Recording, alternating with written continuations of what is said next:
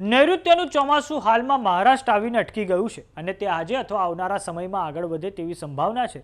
તો બીજી તરફ ગુજરાતમાં હવામાન ખાતા દ્વારા 19મી તારીખ સુધી વરસાદ પડવાની આગાહી કરવામાં આવી છે। ગુજરાતમાં વરસાદ એટલે પડવાનો છે કેમ કે ઉત્તર ભારતમાં કેટલીક વરસાદી સિસ્ટમ હવે સક્રિય થઈ છે। તો આવો જાણીએ સમાચાર વિસ્તારથી। નમસ્કાર, જમાવટ સાથે હું છું પાર્થ।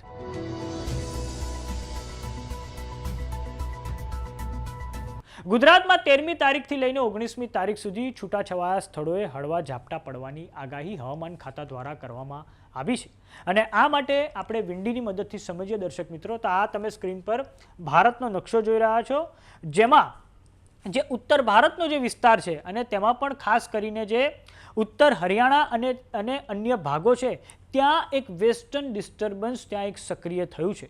આ ઉપરાંત આ વેસ્ટર્ન ડિસ્ટર્બન્સની સાથે એક ટ્રફ પણ જોડાયેલો છે અને આ કારણે પણ ગુજરાતમાં આગામી સમયમાં છૂટાછવાયા સ્થળોએ હળવા ઝાપટા પડવાની આગાહી હવામાન ખાતા દ્વારા વ્યક્ત કરવામાં આવી છે। આ ઉપરાંત દર્શક મિત્રો વાત કરીએ બીજી વરસાદી સિસ્ટમની, તો આ જે સેન્ટ્રલ પાકિસ્તાનનો વિસ્તાર છે અને પશ્ચિમી રાજસ્થાનનો જે વિસ્તાર છે ત્યાં પણ એક સાયક્લોનિક સર્ક્યુલેશન હાલમાં સક્રિય થયું છે અને આ સાયક્લોનિક સર્ક્યુલેશન સાથે જે ટ્રફ જોડાયેલો છે તે છેક રાજસ્થાન, મધ્યપ્રદેશ, છત્તીસગઢ અને બંગાળ સુધી જોડાયેલો છે અને આ સિસ્ટમના કારણે પણ ગુજરાતમાં આવનારા સમયમાં વરસાદ પડવાની આગાહી હવામાન ખાતા દ્વારા કરવામાં આવી છે। તો આજે ગુજરાતમાં જે સૌરાષ્ટ્રના વિસ્તારો છે, આ ઉપરાંત જે મધ્ય ગુજરાતના વિસ્તારો છે ત્યાં વરસાદ પડી શકે છે। આ ઉપરાંત આવતીકાલે પણ વરસાદ પડવાની સંભાવના છે અને આવતીકાલે દક્ષિણ ગુજરાતના કેટલાક જે વિસ્તારો છે ત્યાં વરસાદ પડવાની આગાહી હવામાન ખાતા દ્વારા કરવામાં આવી છે। હવે દર્શક મિત્રો આપણે હવામાન ખાતાની આગાહીની મદદથી સમજીએ।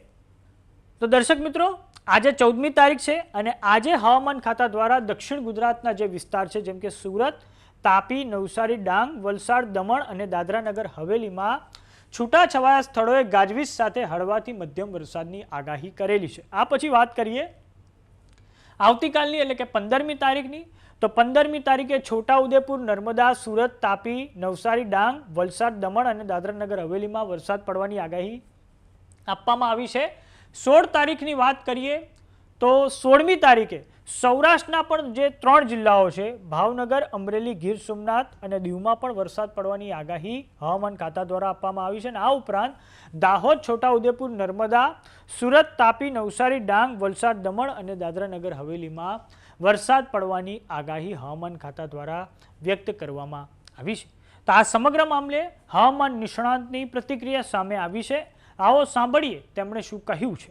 मौसम प्रणालियों की बात करें तो एक वेस्टर्न डिस्टर्बेंस है जो कि नॉर्थ हरियाणा नेबरहुड हुड पे है 3.1 और 4.5 किलोमीटर के बीच में। इसके साथ एक ट्रफ एसोसिएटेड है 5.8 किलोमीटर में, जिसकी पोजीशन है 75 डिग्री ईस्ट और 28 डिग्री नॉर्थ पे। इसके अलावा एक साइक्लोनिक सर्कुलेशन है हमारा central Pakistan adjoining west Rajasthan पे, extending up to 1.5 kilometre above mean sea level. इसी के साथ ही इसी साइक्लोनिक सर्कुलेशन से एक सीजनल ट्रफ है जो कि राजस्थान से लेके साइक्लोनिक सर्कुलेशन से राजस्थान होते हुए मध्य प्रदेश होते हुए और छत्तीसगढ़ होते हुए गंगेटिक वेस्ट बंगाल तक है 0.9 kilometre above mean sea level पे। तो इन मौसम प्रणालियों के प्रभाव से और जो आने वाले दिनों में भी जो एक आध मौसम प्रणाली बनेगी हमारे गुजरात के आसपास, तो हम उम्मीद कर सकते हैं कि गुजरात रीजन में डे 1 से डे 7 यानी कि 13 से 19 जून तक isolated light to moderate rain हो सकती है किसी किसी डिस्ट्रिक्ट में, आइसोलेटेड प्लेसेस पे। इसी तरह से अगर सौराष्ट्र की बात करें तो आज डे 1 में जिसमें कि अमरेली, भावनगर इत्यादि डिस्ट्रिक्ट है, आइसोलेटेड रेन आ सकती है। इसके अलावा सौराष्ट्र कच्छ में डे 4, 5, 6 और 7 में भी आइसोलेटेड रेन हो सकती है। जो गुजरात रीजन के डिस्ट्रिक्ट्स एक्सपेक्टेड हैं डे 1 में हम एक्सपेक्ट कर रहे हैं कि साबरकांठा, अरावली, महिसागर, दाहोद और साथ में साउथ गुजरात रीजन के जो भी हैं जैसे छोटा उदयपुर, नर्मदा और अपने सूरत, डांग, वलसाड़, नवसारी इत्यादि में छुटपुट बारिश कहीं हो सकती है। इसके अलावा अगले दिनों में भी जो साउथ गुजरात रीजन है उसमें एक्सपेक्टेड है, जिसमें कि सूरत, नवसारी, वलसाड़, दादर नगर हवेली इत्यादि है। इसके अलावा अगर हम बात करें मैक्सिमम टेम्परेचर्स की तो कोई विशेष बदलाव आया नहीं है कल के मुकाबले में, और अगले 7 दिन तक भी हम उम्मीद कर सकते हैं कि कोई विशेष बदलाव मैक्सिमम टेम्परेचर में नहीं आएगा। जो कल सर्वाधिक टेम्परेचर मैक्सिमम दर्ज किया गया था अहमदाबाद में 42.7 डिग्री सेल्सियस रहा था। सौराष्ट्र की बात करें तो 41.8 डिग्री सुरेंद्र नगर में रहा था, और गांधीनगर में 42.5 डिग्री सेल्सियस दर्ज किया गया था। इसी के साथ आज अगर हम बात करें अहमदाबाद की, तो आज भी लगभग 42 के आसपास रहने की उम्मीद है, और मिनिमम की बात करें तो 28 और 29 डिग्री के आसपास रह रहा है अहमदाबाद का टेम्परेचर। इसी तरह गांधीनगर का भी 28 डिग्री के आसपास है। और अगर विंड्स की बात करें तो अभी लोअर लेवल्स में स्टेट में साउथ वेस्टर्ली विंड्स चल रही हैं, साथ में कोस्टल में भी स्टीप प्रेशर ग्रेडियंट है, तो विंड्स की स्पीड थोड़ी सी ज़्यादा है, जिसमें कि साउथ वेस्टर्ली डायरेक्शन से 15 से 20 नॉट, गस्टिंग 25 नॉट दोनों कोस्ट में रहने की उम्मीद है।